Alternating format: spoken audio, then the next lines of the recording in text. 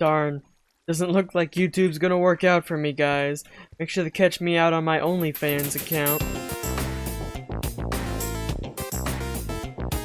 It has been a while. I sincerely apologize. But like college finals were coming along, and like my professor wasn't like grading stuff.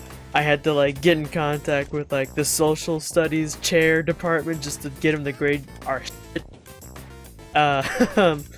Also, like, since that was that stressful, I just kind of wanted like a little bit of a break, but that meant putting you guys on hold, and I apologize for that. But I'm back for now. I'm also gonna be kept literally off my ass because I'm having a surgery in about 10 days. So yeah, I'm gonna try and cram as much content in as I can so I can keep you guys at least, you know, through that. So these next couple 10 days are gonna be a lot of recording. Anyway, I thought I'd start in here because it's important, because we no longer have this ugly little line here anymore. We actually have it completely done. So now we have it filtered all the items that actually just come in naturally. We still have these just in case if I ever set up a manual kill mode and I get heads, the clownfish, and the other stuff that it gives. I forget. Probably some other kind of fish that I can't remember. But we are not gonna touch this today. Also, like some of your suggestions about the statue, some of the problems with it. You know, now that you guys pointed it out, yes, I do notice stuff like the feet are very small in comparison to the body. I'll fix that, but also not this episode. We'll do that later. What we want to turn our attention to is the industrial district. See, I did the quirky little YouTube thing where I cut. Yeah, real nice. Anyway, we want to turn our attention here because I have a plan. At least I had one, but it's changed a little bit. See, I wanted skeleton. How? We are on a mycelium. You cannot spawn here. How have you done this to me? Get away. Shoo, be gone. I don't want you here anymore. My plan was to make a TNT blast chamber so I can... Are you kidding me? Please, I just want to do this. I just want to explain my stuff. Please, it's been years. What I wanted to do was make a TNT blast chamber so I can do stuff like concrete, wood, stone, everything, so I can just automate it and it'll be nice and great. Problem is, the design I want to use is Ilmango's since it's very efficient, but it's also very buggy. It breaks a lot. Breaks a lot actually. He said in one of his videos that he's planning on like redesigning it so that it doesn't break all the time, and I could try my hand at it using like the push limits and stuff, but I don't have the time. I have 10 days, so I'm gonna have to work with what I got. So I'm gonna go with this in sections. Well, if I'm gonna make concrete, I'm gonna need the dyes for the concrete, so we're making a dye farm. And I actually have a good way of going about it. Alright, we're here in the program called Mist, and we're actually in the seed of my world. Now, for us to get the most efficient farm possible, what we have to do is, first of all, let me go to 0, 0. There we go, 0, 0. So what we want is a area where we can get all the types of flowers pretty much and get all the dyes. And with a mist, it makes it very easy because all you have to do is plug in your world spawn, the seed, and go over here and highlight the biomes that we'll need. So you can see that we need plains for red and yellow, swampland for, honestly I forgot the type of flower. I think it's like light blue or something very specific, and flower forest for like the orange, pink. They have a lot of colors in that one, and all you have to do is click off of this and search for where all three of them border. Luckily for you, I've already done that. Right over here at 4,000, 2,000-ish, there is a flower forest, a plains biome, and a swamp, all in conjunction with each other. So that means it's great. There you go. Bada bing, bada boom. It's done. Not quite. Not yet. So we're back at the house. Or are we? Yeah, I'm on a backup world right now. So we can go over there real fast and see what I'm talking about and why it's not the easiest thing to do. So, if we just go about what, 4,000, 2,000, 4,000, 100, 2,000, you'll see, wow, it's very dark. It's because I've already been here, I've already done all the work. So, almost all the work. I wanted to show you the last part. So, as you can see, we have a swamp, plains, and a flower forest right here, and we have a very large platform that has a lot of mobs on it. Alright, I got rid of a lot of the mobs and turned them off, so hopefully that won't become a problem. So we have, you can actually see it in the dirt, we have swampland, and then the flower forest and stuff kind of look the same. I think there's like there's a tiny bit of taiga, but we don't care about that. Now the issue is, with flower forest, the spawning of the flowers is actually very specific. And it'd be very tedious to do it by hand, to go there, use bone meal it. If there's any grass, get rid of the grass, bone meal it again until we only have flowers so we can see the patterns. But there's a nice data pack, which I will link in the description, to the YouTuber who made it. And what it essentially will do is, there it is. We need grass, and just it will tell us where the flowers will be. There. And we need to be on the floor for this, but let's go over to where the flower forest kind of begins. Over here, I guess. Sorry about my messy filling, I'm terrible at it. So we do this, and then it's going to give us this, but obviously we don't want it that small. We're going to go all the way over here, I think. Yeah, this is about right. About the flower forest edge right here. This. And what that's going to do is going to start spawning grass and spawning the flowers, and whenever it pops up as a grass, the game get rid of it, and we'll only be able to have flowers. Now it's a very... Oh, I didn't even notice that they put command blocks underneath. That's neat. But yes, this is essentially how it works, and it's very efficient. Wow, this data pack is actually gnarly. I thought it was just like a whole bunch of game rules like in chat that it would do it, but no, it actually spawns these. That's interesting. So yeah, this is gonna take a while because I think the first version of this, it just did it all at once, and it would like overload your game. So now they do it smarter. But as you can see, it's actually like making patterns and stuff, because that's just how the flower forest is. And our goal is to look at these patterns and see what is the best spots to put the flower farms at. Like what's going to give us the most of the Lily of the Valley, which gives us, what does it give us? Light gray? Lily of the Valley gives us white, which is actually great because that means we don't have to waste any more bone meal on white. This gives us blue. Oxide, this gives us light gray. This is the one that gives us light gray. Yeah. And we have pink, or this is a white tulip. This also gives us white? We have two flowers that gives us white? Huh. No, white? How? How is that gonna make sense, game? I did not know this, but why is a white tulip gonna give you light gray dye? Mojang, fix your game, please. Please, the continuity. Azure.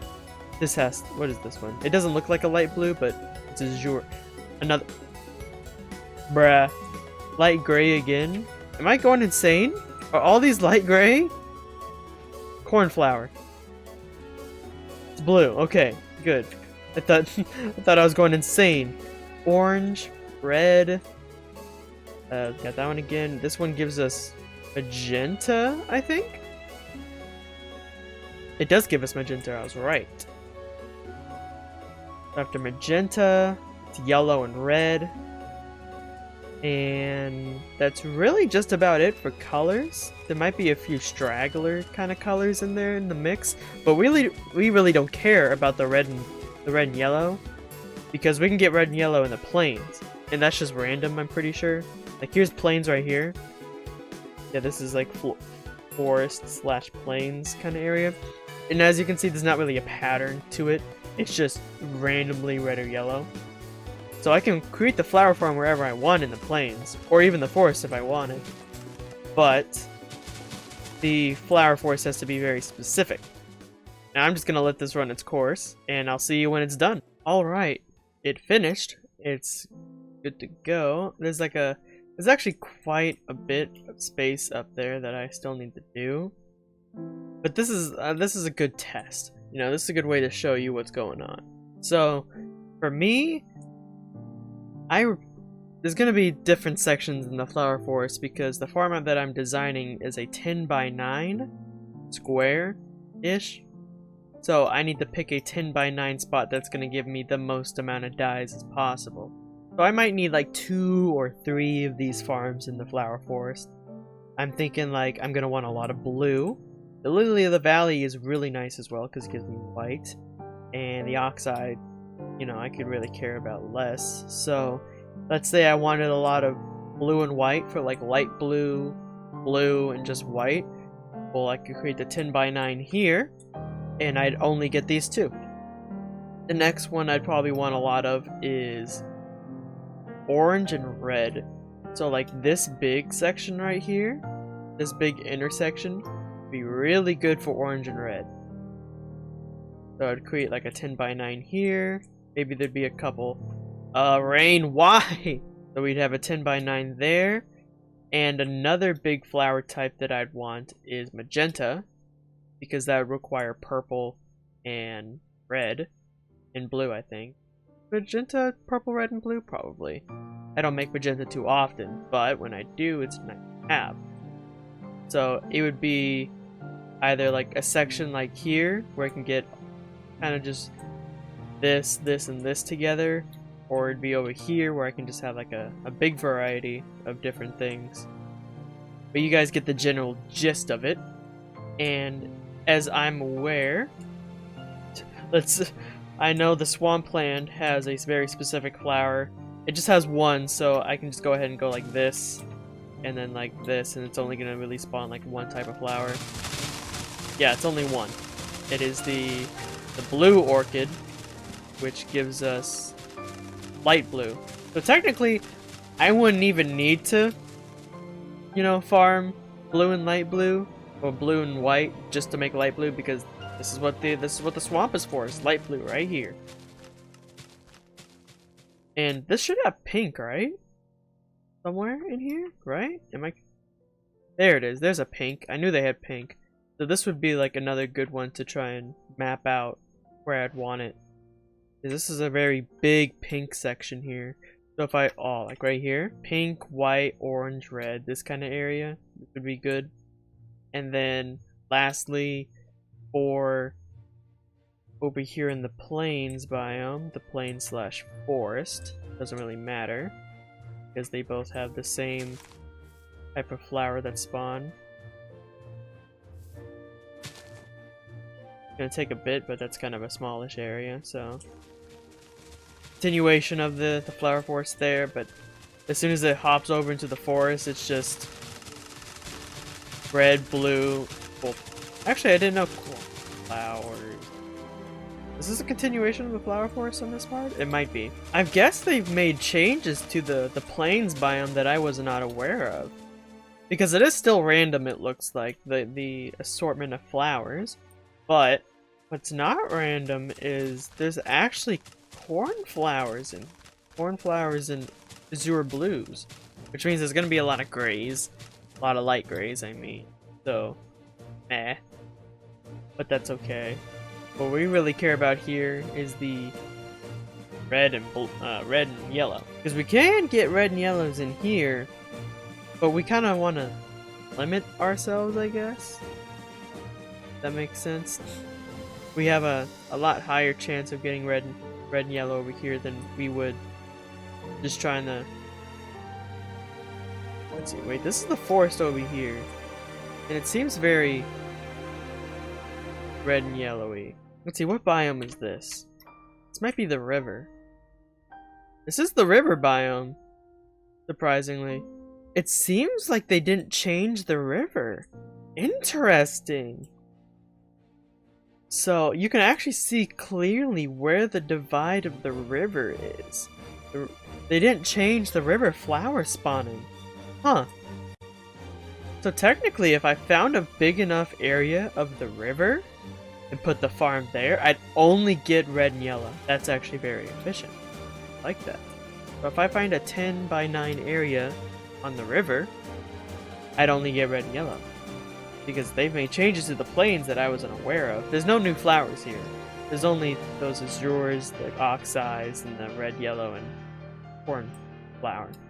So I do one in the swamp, one over there, and I find a river. Is there a river near the swamp? There is. If that's considered a river, then there is. So I would just need to make one on the river, one on a couple in the flower forest to mark out what kind of flowers that I want, and one in the swamp, and we have an operational district for dyes. I just have to continue out the rest of this square just so I can see what we're dealing with. Alright, we have a pretty good view of what we got here now. Now we gotta just pick out a couple sections. I'm assuming it's probably gonna be like 3. One for the blue and whites, one for the orange and yellows and pinks. Try and find a good area with all 3 of them, and then one for magenta and whatever else I can cram in there. And then try and find a big enough slot on the river biome for red and yellow. And then I can just plop whatever farm I want here in the swampland, because it's always going to give me the same type of flower there. There's a couple dyes missing out of this, but that's very easy to do. There's green, light green, and cyan. And all of those can be made with cactus green, obviously, so it's just going to require a big cactus farm. And the other one is black.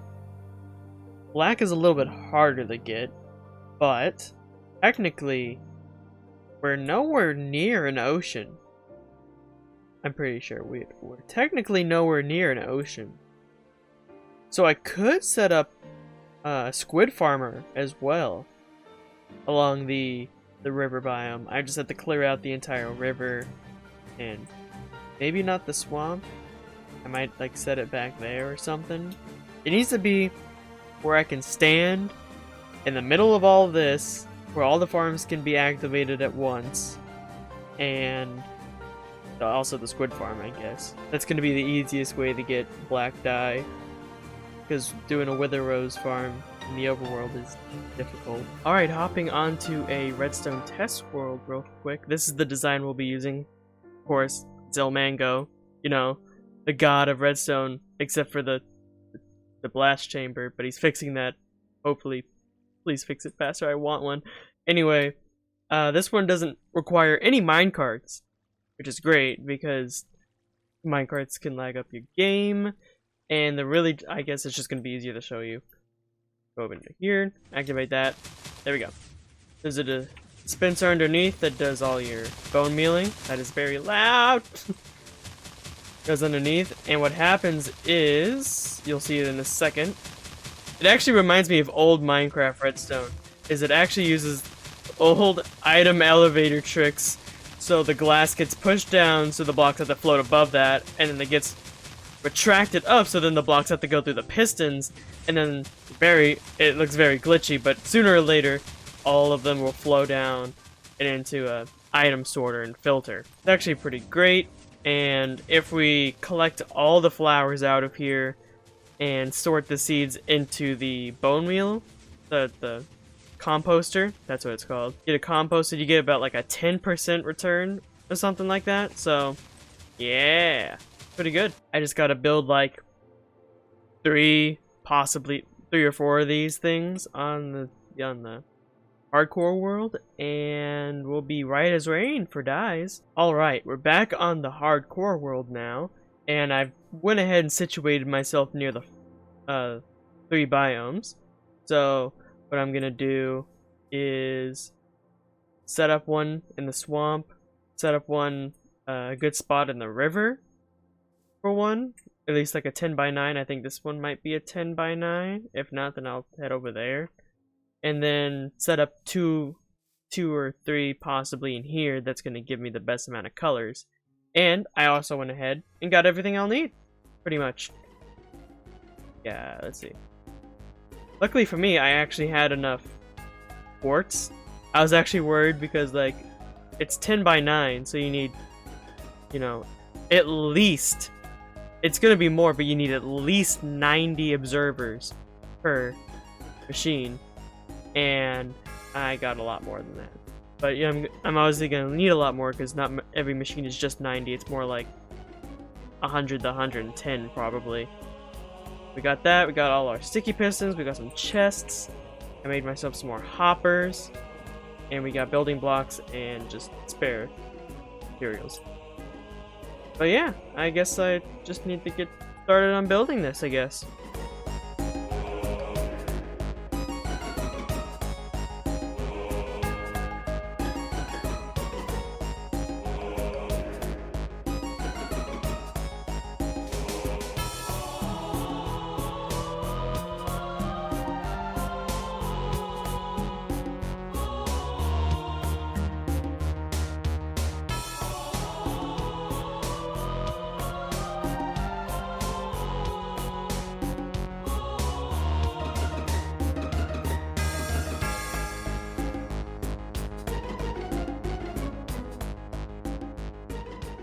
It looks to be all done, with the exception of some just scaffolding in the water, but I think everything is good. The glass is up top, it's not on the bottom. So I think if I start this thing up, I don't have any bone meal in there, but everything should work. Please work. Oh, okay, we got shifting floors. Okay, I heard that thing come up. Okay. What's happening here? Is it going? It's gonna go. Okay, that went. So that means that did that, and it's on the floor now. And then it just pulled it back up. Woo! It works, baby! Yeah, now I just need to build 3 more of them. And a big bone meal supply. Ugh. Okay, I can do that. I definitely have a plan. He did not have a plan, but I guess that's probably going to be it. Let me turn this thing off. That is probably going to do it for this episode.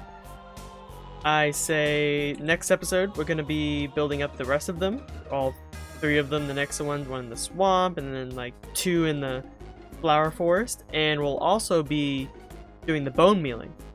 I might have an idea on how to do it, but it needs a lot of bone meal. So yeah, I'll see you guys then.